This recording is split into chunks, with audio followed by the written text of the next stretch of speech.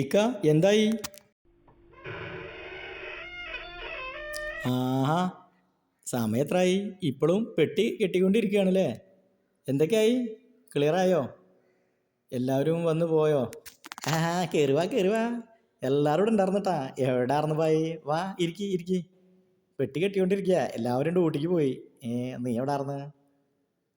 പിന്നെ എല്ലാം ക്ലിയർ ആട്ടാ. ടിക്കറ്റ് എൻ്റെ കയ്യിലുണ്ട്. ബാഗ് അല്ല, പാസ്പോർട്ട് എല്ലാം ബാഗിൽ വെച്ചിട്ടുണ്ട്. ഞാൻ ഇമ്രക്കാനെ വിളിക്കാനേ. ആ ശരി, മൂപ്പറവിടെ പുറത്തുണ്ടാ? ഇനി അവിടെ ചെന്നിട്ട് വേണം എല്ലാം ക്ലിയർ ആക്കാൻ. 28 കൊല്ലായില്ലേ, ഇനി നാട്ടിൽ പോയിട്ട് സുഖമായിട്ട് ഇരിക്കട്ടാ. എൻ്റെ പ്രവാസ ജീവിതം അവസാനിപ്പിക്കുക. നീ അവിടുന്ന് കാണാൻ നമുക്കിട്ടാ. നമ്മൾ തന്ന സാധനങ്ങൾ വീട്ടിലേക്ക് എത്തിച്ചാൽ മതി. ഇതാ ഇതിലുണ്ടാവും. കെട്ടി വെച്ചിട്ടുണ്ട്. നീ വരുന്നില്ലടാ എയർപോർട്ടിലേക്ക്? ഞാനില്ല, ഞാൻ വന്നാൽ എനിക്ക് അപ്പം വിമാനം കയറി പോകാൻ തോന്നും. അതുകൊണ്ടാണ്. എന്താ നീ പറയണേ?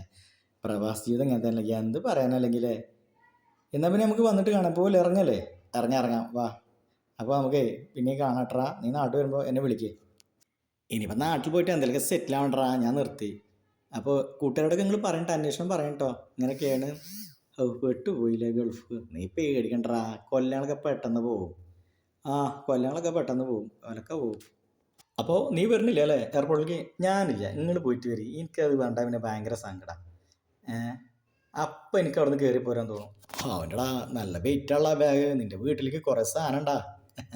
കുറച്ചുണ്ട്. അത് വീട്ടുകാരെങ്കിലും കഴിക്കട്ടെ. ഞമ്മക്ക് ഏതായാലും കഴിക്കാനുള്ളൊരു യോഗമില്ല.